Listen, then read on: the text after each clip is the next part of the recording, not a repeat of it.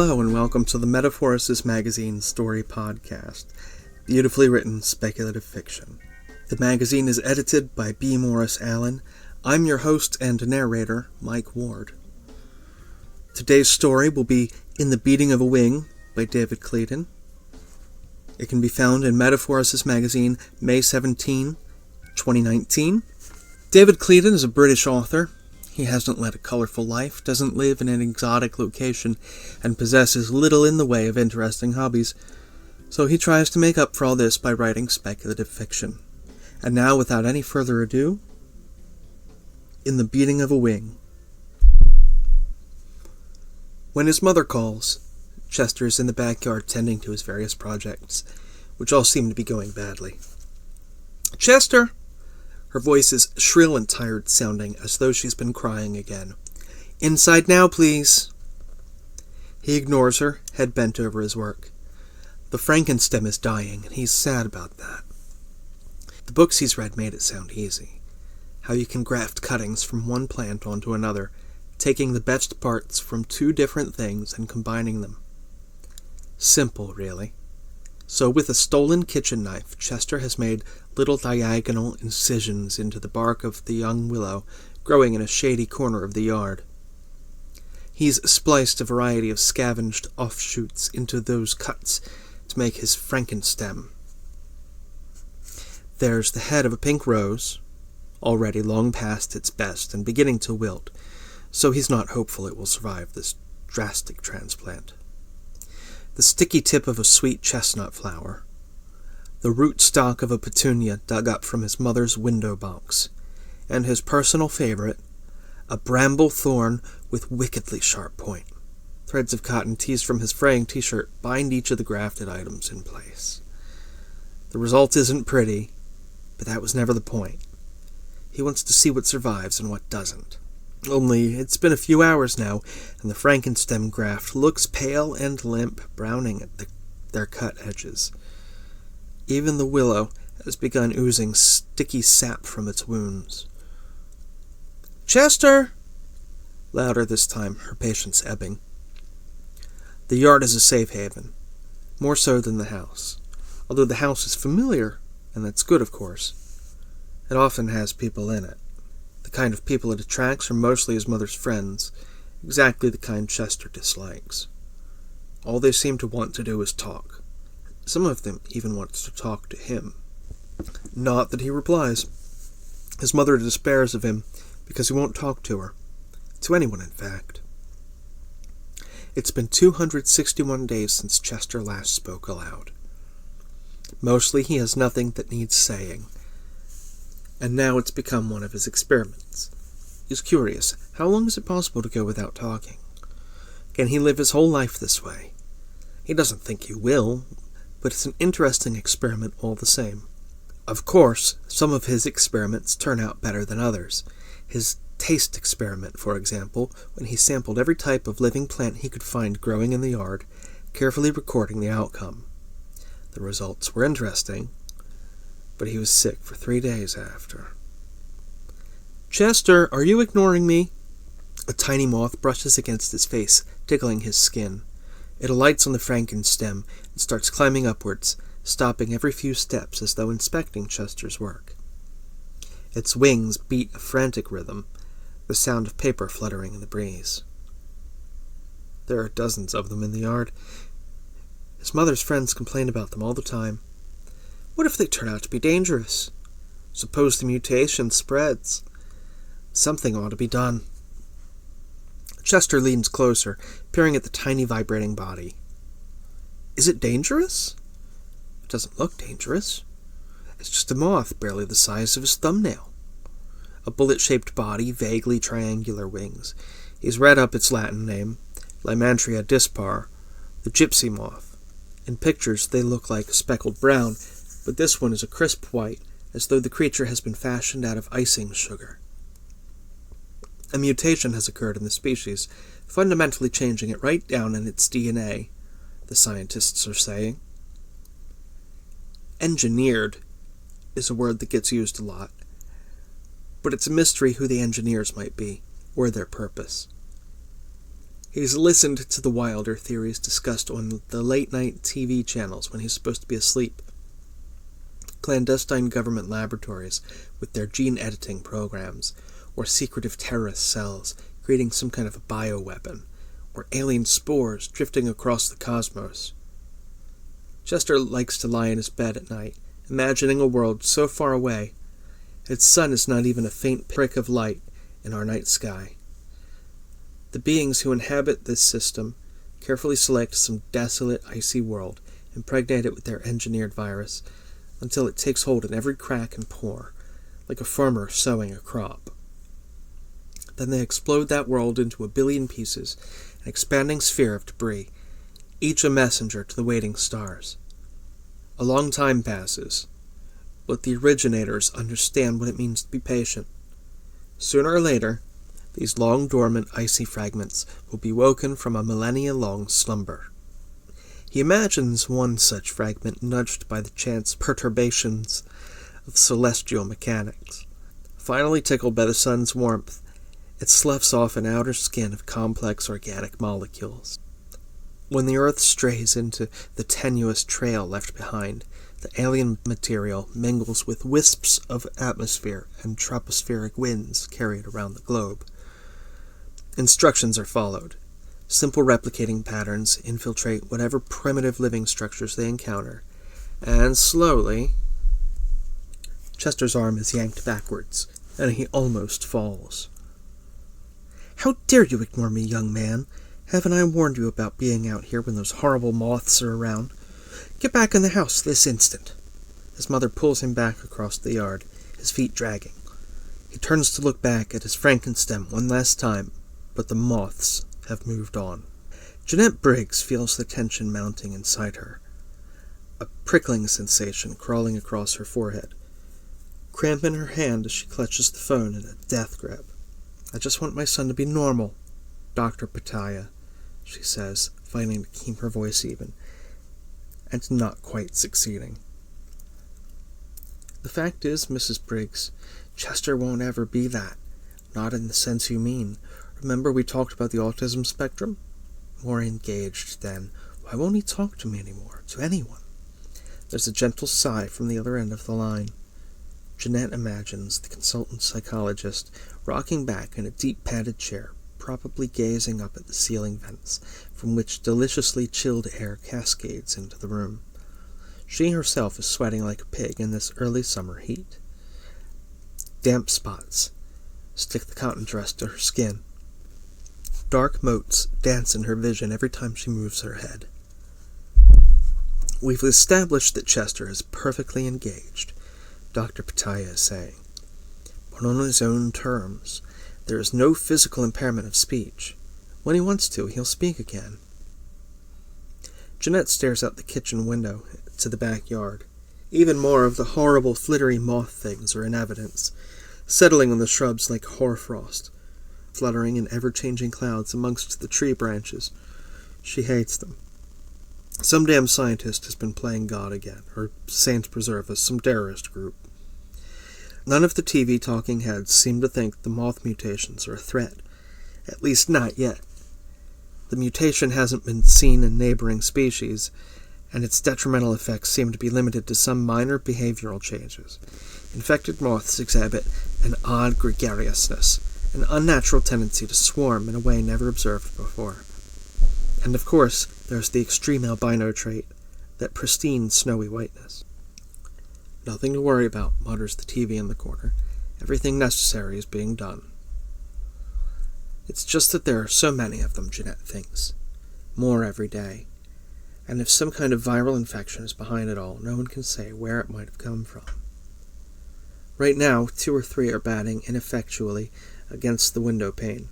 She looks past their milky, pearlescent bodies to where Chester stands in the yard.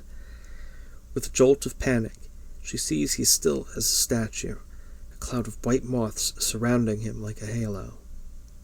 Ugh.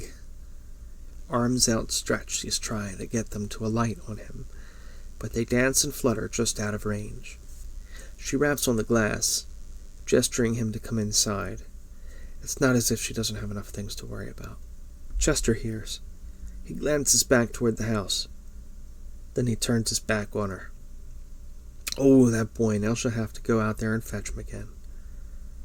On the phone, Dr. Pataya is droning on in the same professional monotone, the one carefully cultured to impart neither good or bad news with equanimity. But something he's just said. Wait, she says, tell me that part again. I'm interested in any new treatments you've got, no matter how experimental. It turns into a much longer phone call, and Jeanette bites her lip with indecision as she listens, all the time watching Chester through the window. The TV whispers to itself in the corner. Jeanette catches enough to get the drift while she cooks dinner. Never anything new to report, of course. Only endlessly recycled speculation. Virus mutation, unlike anything seen before, but impossible to say where. DNA-like structures, but also a previously unknown nucleobase, which has been dubbed emergence of a completely new type of virus. But why? We just don't know. Why? Everything circles back to that one question and no one has an answer to. Mom talks and talks, trying to make him understand. He understands perfectly, but he can't let her know, not even with a shake or a nod of the head, because that would be like saying yes or no, and then the experiment would be ruined. 267 days of silence. He's come too far to abandon it now. Not until there's something worth saying. I promise it won't hurt, Chester. The electrodes that go into your head are tiny.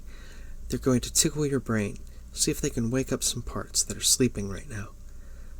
I know that sounds scary, but Dr. Pataya has promised it won't hurt. When it's all over, you'll feel so much better. You will feel... She stops before she can tell him how it will make him feel. Normal? Is that what she means? That's a word she's often used when talking with Dr. Pataya. Does he want to feel normal? Not if it means he can't do his experiments anymore. Not if it means he has to stop being himself. So the day after tomorrow, we're going to see Dr. Pataya in the hospital. Just for a few days. He'll take good care of you, and I'll be with you the whole time. Is that okay with you, Chester? No, it isn't okay. This is the closest he's come to abandoning the experiment. It's a real struggle. He wants to shake his head or scream out no. But he's put so much into this, he can't ruin the experiment now. Besides, Mom never used to listen to him before. Why would it be any different now? His mother bats away a moth that lands on his bedside lampshade. Ugh, horrible things. She'd be horrified if she knew that earlier.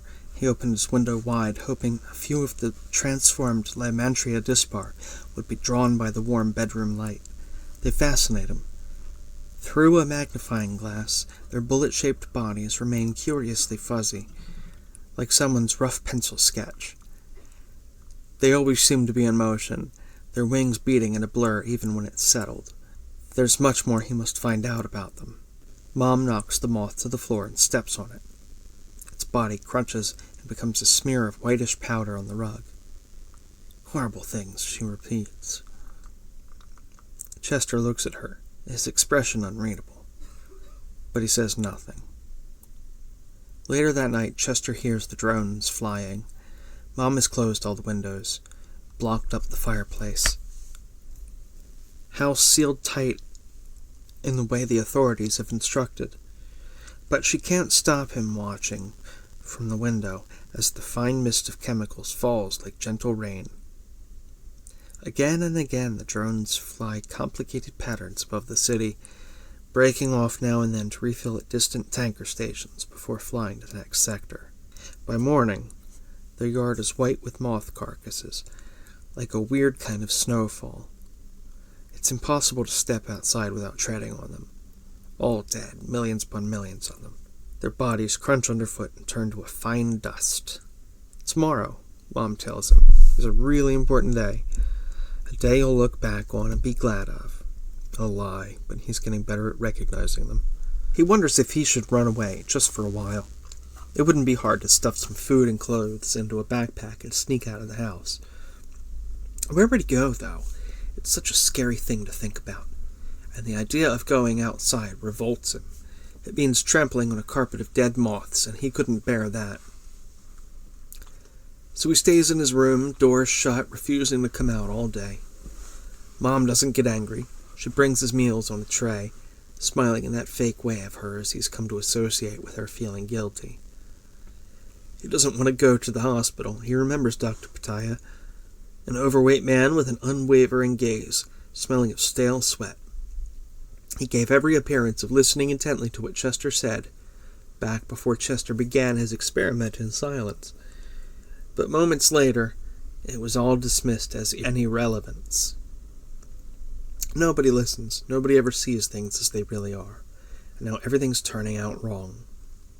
Swarms of Lymantria have been wiped out in their millions.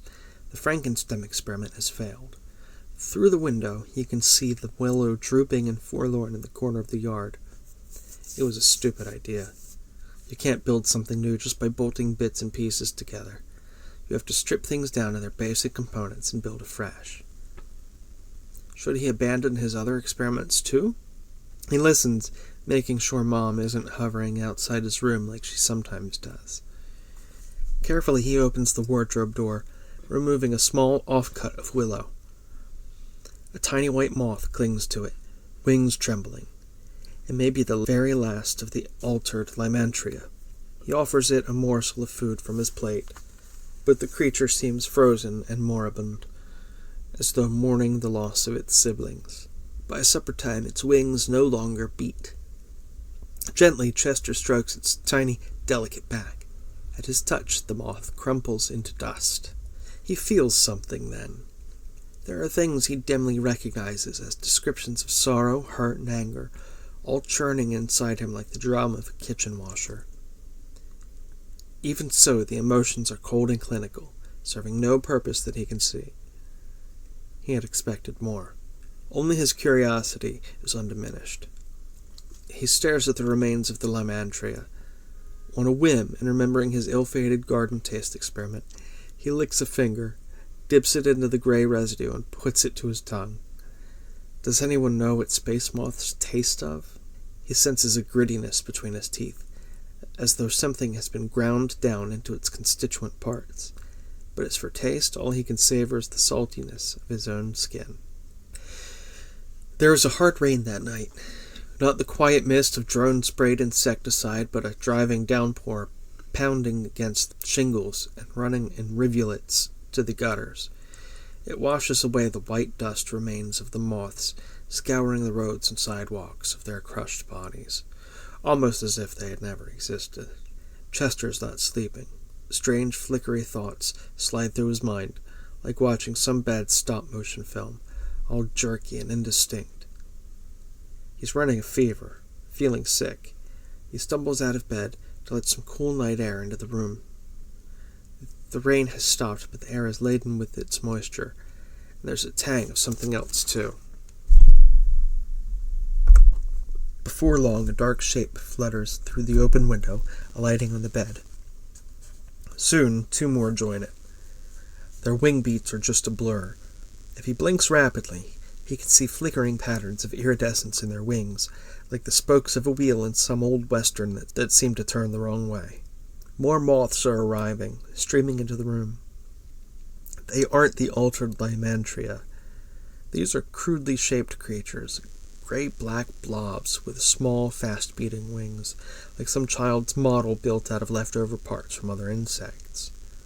Franken moths? They swarm and pulse in odd shapes at the end of the bed, as more crowd in through the open window to join the swarm. Their wings make tiny, meaningless patterns. He blinks, trying to make sense of it, but the patterns dance and change too fast. Thoughts that are not his own run free in his mind. Ready? Yes, he says. The voice he hears is barely more than a croak. His own voice, strange and unfamiliar sound. It's been such a long time, 268 days precisely. But now there's something important that needs saying. Jeanette calls up the stairs. Get in the car, please, Chester. It's time. She knows he won't, that she'll have to go up to his room and maybe drag him out. He spends far too much time up there now, staring into space as if listening to things that only he can hear. If this treatment doesn't work, what on earth is she going to do? Jeanette does a last scan round the kitchen. Purse, car keys, overnight bag for Chester. She can't put the moment off any longer. "Chester!" she yells one final time. When she turns to climb the stairs, she nearly jumps out of her skin because Chester is on the bottom step. He's standing very still. His face is composed, but she gets a sense of something pent up inside, something about to break free. "Come and see," he says. Her brain takes a few moments to register what's just happened. "He spoke to you. He spoke." Chester disappears back upstairs. "Wait." She follows him into the bedroom, her hands flying to her mouth, stifling a scream. Moths are still streaming in through the open window, like ghostly wisps of dark smoke twisting and turning into a non-existent breeze. They spool themselves onto the mass of bodies circulating above the bed, becoming a dense cluster of black, vibrating blobs, packing together so tightly the sound of tiny wings brushing against each other becomes a roar of static, like a receiver not yet tuned to station. There's a snowstorm of beating wings against the glass. They rise up out of the storm drains. They crawl from puddles, clamber glistening and newborn from streams and rivers. Transformation is swift. Instructions which have lain dormant in the alien virus for millennia are reactivated. New forms arise from the organic building blocks of the decomposing Lamantria. There's so much that needs saying now. Chester can feel the subtle changes taking place deep inside. He's ready. The virus has found its target host at last, like a lock that fits a key. An image floats into his mind. Strands of DNA-like material unwinding like threads being pulled from an old sweater, or the cotton threads binding those crude grafts onto his Frankenstem. Now the DNA reforms in a new arrangement, patiently replicating its message carried from a distant world across eons of time. "It's calibrating," he tells her. "The message is decoding." He takes a step toward the tight wall of insect bodies. "Chester, don't..." She seizes his shoulders. "You're scaring me. What message? Who sent it? What's happening?" Chester stretches out a hand, and one of the dusky black bodies settles on a fingertip. Its tiny wings are so delicate. They shimmer with iridescence, flitting through rainbow colors like a visual test pattern. When he offers it to her for her inspection, she shrinks back. "I don't understand." The ball is coalescing, holding position in the air above Chester's bed, a dense mass of fluttering bodies. "They must have waited a long time to talk to us, Mom." "Who's they, Chester?" He shrugs. "Let's find out." The wings begin to beat in time, a throbbing sphere built from the roiling mass of insect bodies. Subtle changes in wing beat frequency sweep ripples of multicolored moire patterns across the surface. They slow and settle into pulsing waves. Each beating wing becomes a single pixel in a vast, three-dimensional array. Chester laughs and claps his hands. Moving images begin to form. The message begins. That was In the Beating of a Wing by David Cleden. Thank you, David. Podcasts like ours depend on listeners like you. Get onto iTunes or wherever you get your podcasts and rate, review, and subscribe. Thanks.